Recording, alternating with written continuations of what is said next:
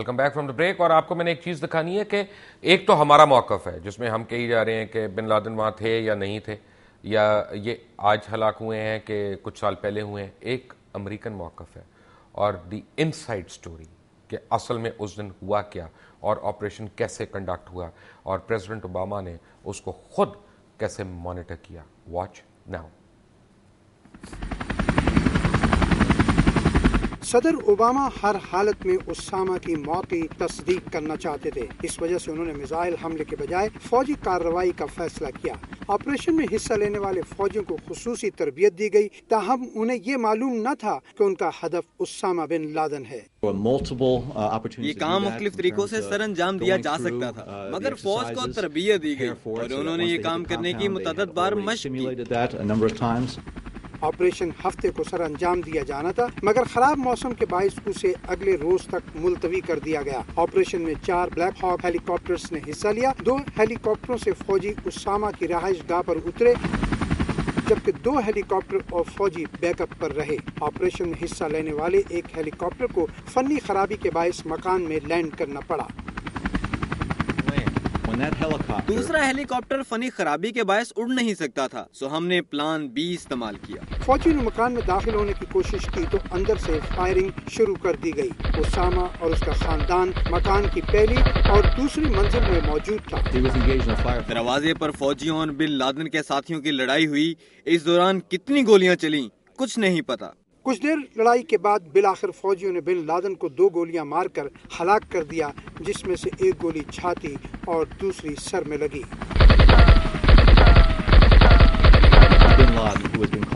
यहाँ bin Laden मौजूद था, कई मिलियन के घर में सरहद से दूर बैठा मजे की जिंदगी गुजार रहा था। उसामा की मौत की यकीन दहानी के बाद अमरीकी फौज ने अपने खराब हेलीकॉप्टर को धमाका खेज मवाद से तबाह कर दिया और लाश अपने साथ ले गए। खलीज में अमरीकी बहरी बेड़े पे उसामा की लाश को गुस्ल देकर आखिरी मजहबी रसूमात अदा की गयी और लाश को समंदर बुर्द कर दिया गया। Welcome back. और ये थी अमेरिकन वर्जन, यानी कि जो उनकी साइड की स्टोरी है। लेकिन एक फैक्ट है कि व्हाइट हाउस के अंदर एक कंट्रोल रूम बनाया गया था जिसमें प्रेसिडेंट ओबामा खुद बैठे थे। उस दिन गोल्फ खेलने गए थे, लेकिन गोल्फ अपनी छोड़ के वो वापस उस रूम में आके बैठ गए। वहाँ secretary of state Hillary Clinton भी थी, माइक मोलन भी थे, और वो बाकायदा देख रहे थे। और जब उनका मेरा ख्याल है कि सबसे इम्पॉर्टेंट जो यानी इम्तिहान था, उस पहले तो था कि डिसीजन कि किस तरह से करना है, और दूसरा ये था कि जब हेलीकॉप्टर ख़राब हुआ और वो उतर गया या हेलीकॉप्टर उड़ गया, जो एक लोकल वर्जन है, तो उस वक्त प्रेसिडेंट ओबामा ने बिल्कुल इंटरवीन नहीं किया और उन्होंने ऑन ग्राउंड जो उनके यानी ऑपरेशंस के इंचार्ज थे, जो उनके नेवी सील्स थे, उनको कहा कि तुमने वो करना है जो तुम समझते हो सही है। और वो एक बड़ा टर्निंग पॉइंट वहाँ पे साबित हुआ। और ऑप्शंस जो प्रेसिडेंट ओबामा को दिए गए थे एक हफ्ता पहले, एक था कि ग्राउंड फोर्सेस वहाँ पे जाएंगी और वो वहाँ पे टेक ओवर करेंगी उस कंपाउंड को। दूसरा था कि क्रूज मिसाइल्स मारे जाएंगे बे ऑफ बंगाल से, और वो 2000 मील ट्रैवल करके या को 1800 मील ट्रैवल करके उस टारगेट को हिट करेंगे। और तीसरा ये था कि लो फ्लाइंग हेलीकॉप्टर्स जो रडार्स में डिटेक्ट ना हो सकें, उनके थ्रू जाया जाएगा। एक दिन की डिलिब्रेशन के बाद प्रेसिडेंट ओबामा ने थर्ड ऑप्शन को इसलिए चूज़ किया क्योंकि वो चाहते थे कि किसी न किसी तरह उसामा बिन लादेन की शनाख्त हो सके और उसकी बॉडी या उसका प्रूफ आ सके, और फिर उसकी बॉडी का डीएनए टेस्ट जो है उनकी बहन के हमशीरा के डीएनए टेस्ट से मैच किया जा सके। ये अमेरिकन वर्जन है। और ना पॉइंट इज़ कि यहाँ पे तो लियाकत अली खान से लेके अभी तक हमें उनकी अपने लीडर्स की शहादतों का नहीं पता चला। हमें तो ये नहीं पता चला कि जनरल ज़ियाउल हक का प्लेन किस तरह फटा। हमें तो ये नहीं पता चला कि मोहतरमा बेनज़ीर भुट्टो को किन्होंने असैसिनेट किया। और हमें तो ये नहीं पता चल रहा कि हमारे साथ हो क्या रहा है। जिस मुल्क में ना इंडस्ट्री चल रही है, ना कुछ चल रहा है, वहाँ पे बिजली नहीं है, वहाँ पे पानी नहीं है, वहाँ पे गैस नहीं है, तो बाबा खर्च कहाँ हो रही है, कहाँ पे क्या हो रहा है। लेकिन अब एक बात तयशुदा है कि पाकिस्तान की हुकूमत को जो भी मुआहदे करने हैं वो पब्लिक को, अवाम को ओपन करने पड़ेंगे, और एक ही मुआहदा होगा। ये नहीं कि एक अवाम के लिए और एक अंडर द टेबल किसी बैरूनी ताकत के लिए। और एक कॉलर मेरे साथ लाइन पे। जी कॉलर, अस्सलाम वालेकुम। अस्सलाम वालेकुम मुबशर भाई। वालेकुम सलाम जी। जी मैं काजी रियाज बोल रहा हूँ, तहसील पंडान खान जैन। काजी साहब अस्सलाम वालेकुम।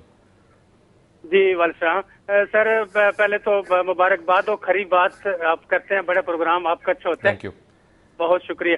सर दूसरी बात यह है कि मैं आपसे बिल्कुल मुत्तफिक हूँ कि हम भीख मांगने वाले फकीर, इस बात बिल्कुल ये हम कर ही नहीं सकते कि ये ऑपरेशन असली था या नकली था, उसामा असली था या नकली था, ये हमारा हम हक ही नहीं रखते। दूसरा, कौमों पर बुरहान आते हैं, ये तशवीश की बात है, लेकिन इससे ज्यादा तशवीश की बात है कि हमारे हुक्मरान, इनके शमले अभी भी ऊंचे हैं, इनके चेहरे देखो, इन पर तशवीश कभी भी नहीं आई।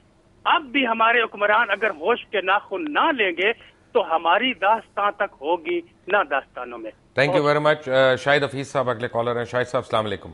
वालेकुम अस्सलाम जनाब बशीर भाई, मैं सिर्फ इतना कहना चाहूंगा, ये जो टोपी ड्रामा हुआ हो गया, लेकिन अब हमें हमारे एटॉमिक रिएक्टर्स को बचाना है, क्योंकि ये ना हो कि इसी दिन किसी दिन ये खबर मिले कि वो आए हैं और वो लेके चले गए हैं। मुझे बताएं कैसे, मुझे बताएं कैसे बचाएंगे आप?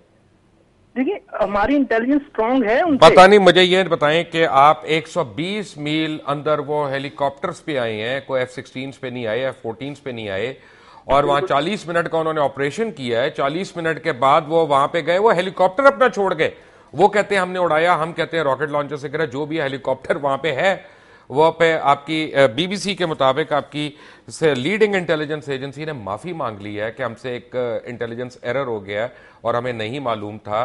तो अब आप मुझे बताएं आप कैसे पकड़ेंगे? नहीं, यही तो मैं कहना चाह रहा हूँ कि हमारी कल को इसराइल आ जाए लो फ्लाइंग करता हुआ, या इंडिया आ जाए, फिर क्या होगा? But thank you very much. ये लम्हा फिक्रिया है, और ये लम्हा फिक्रिया मेरे लिए, मेरे पास हुक्मरानों के लिए एक बड़ी अच्छी तजवीज़ है, सारे हुक्मरानों के लिए, और वो ये है कि साशा अमेरिका से आ चुकी हैं। Sasha is a beautician by profession.